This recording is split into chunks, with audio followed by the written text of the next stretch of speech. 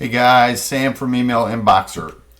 So one of the things, so once you think that you've written your email, there are some additional tests that you can actually do to check the spamminess of your email. So a lot of these email service providers have filters, and there are keywords.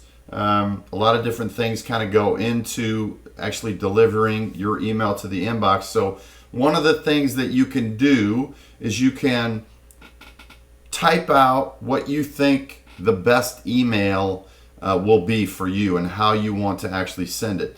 But before you actually send it to your list and burn out your email, you can actually check out a couple different tools. So the first tool is called Glock Apps, and they have a free testing section where you can go to. If you just go to glockapps.com, you can kind of go through, you can sign up for an account. It takes 2 seconds, it's free. But you can send an email to this particular email address, and they will analyze your email and tell you what your score is. So there's really a couple different things. So Glock Apps. The second one is called Mail-Tester, which is right here. So mail-tester.com. And what you do is you just simply copy and paste this email, send your email, and then it will check your score. All right, so I'm just going to show you real quick. I just sent an email out to kind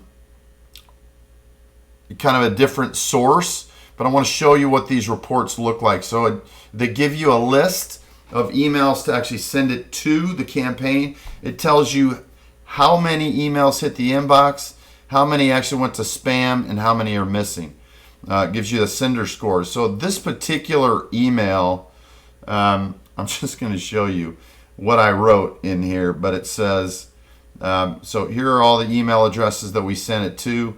I said, we sell Viagra, terrible thing to put in your email. Cialis, Casino, would you be available for a chat? So if you really want to hit it hard, testing. So this particular email hit the inbox half the time, but they will tell you. So if you send out just an appointment making email, they will show you your score. Hopefully it's in the 98, 99 range, and you can send accordingly. But they will point out things that maybe mistakes that you've made. And Mail-Tester actually does the same thing. So the more you can test, the better. But you definitely want to, try to do that, especially at first, so that you kind of know, all right, so I've done everything right on the front end, and now I can send my email and actually get it to the inbox. So if you got any questions, this is a super easy section, but it's very important to do on the front end so that you know you've written your email correctly. All right, and that is it for this one.